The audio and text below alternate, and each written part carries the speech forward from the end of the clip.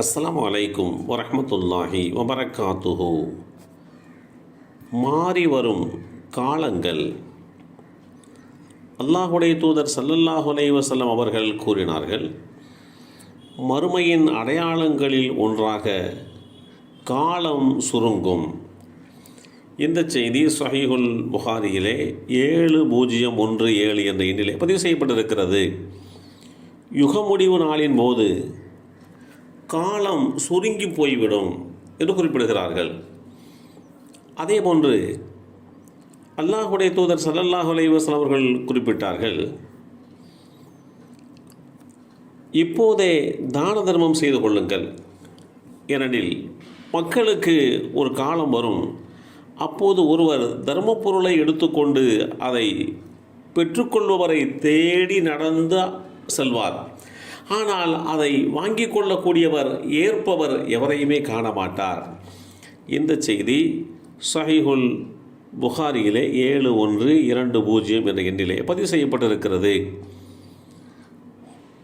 வானங்களும் பூமியும் படைக்கப்பட்ட நாளில் இருந்த பழைய நிலைக்கு காலம் திரும்பிவிட்டது என்று அல்லாஹுடைய தூதர் ஸல்லல்லாஹு அலைஹி வஸல்லம் அவர்கள் குறிப்பிட்ட செய்தி அபூ பக்ரா ரலியல்லாஹு அன்ஹு அவர்கள் மூலமாக அறிவிக்கப்பட்டு ஸஹீஹுல் புகாரியிலே 7447 என்ற எண்ணிலே பதிவு செய்யப்பட்டிருக்கிறது. காலநிலை மாற்றங்கள் குறித்து, மாறி வருகின்ற காலங்கள் குறித்து அல்லாஹுடைய தூதர் மிக தெளிவாக எடுத்துரைத்திருக்கிறார்கள். வேதமறை குர்ஆனிலே 103வது அத்தியாயத்திலே அல்லாஹ் குறிப்பிடுகின்ற போது காலத்தின் மீது சத்தியமாக என்று குறிப்பிட்டு காட்டுகிறான். அல் குர்ஆன் அத்தியாயம் 103 வசனம் 1 இந்த செய்தி தெளிவுபடுத்தப்பட்டிருக்கிறது.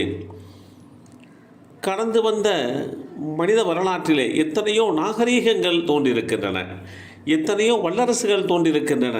நாகரீகத்தின் உச்சாணி கொம்பில் எண்ணிக்கையில் அதிகமான நாடுகள் இருந்திருக்கின்றன.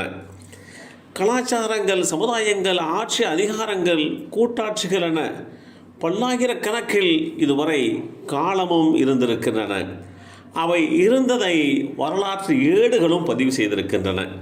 ஆனால் அவையெல்லாம் இப்போ எங்கென்று தெரியாமல் அழிந்து போய்விட்டன என்றுதான் சொல்ல முடியும்.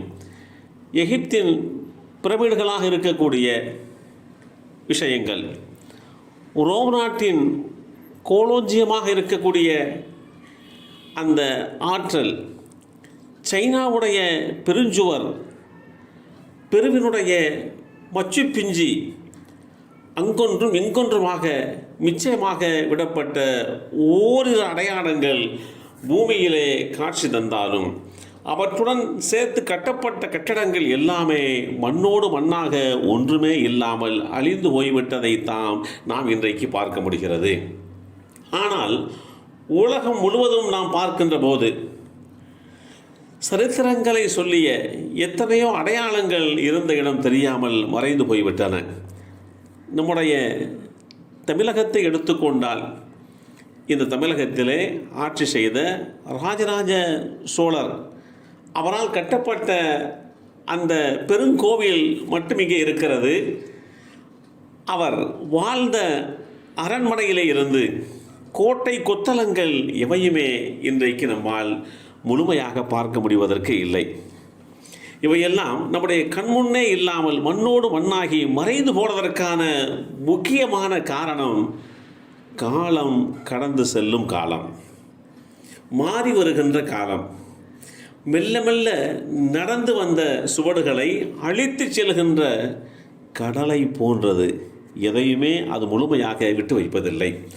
10,000 ஆண்டுகளுக்கு முன்னர் இருந்தவை ஒன்று பூமியின் எந்த மூலையிலேயும் எதுவுமே முழுமையானதாக மிஞ்சி இருக்கவில்லை.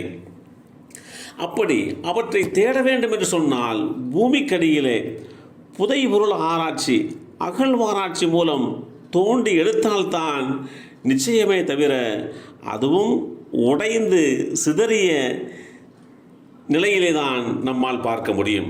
இப்படி காலங்கள் மாறி மாறிக்கொண்டு வருகின்ற இந்த சூழ்நிலையிலே நம்மை நாம் சீர்படுத்தி கொண்டு முழுமையடைகின்ற இந்த காலத்திற்கு முன்பாக நம்மை பக்குவமுள்ளவர்களாக, நெறியாளர்களாக, மற்றவர்களை வாழ வைக்கின்ற அளவுக்கு உண்டான தன்மை கொண்டவர்களாக நம்மை உருவாக்கி கொள்ள வேண்டும். எல்லாம் வல்ல அல்லாஹ் அருள்வாளிப்பானாக. அஸ்ஸலாமு அலைக்கும் வரஹ்மத்துல்லாஹி வபரகாத்துஹு.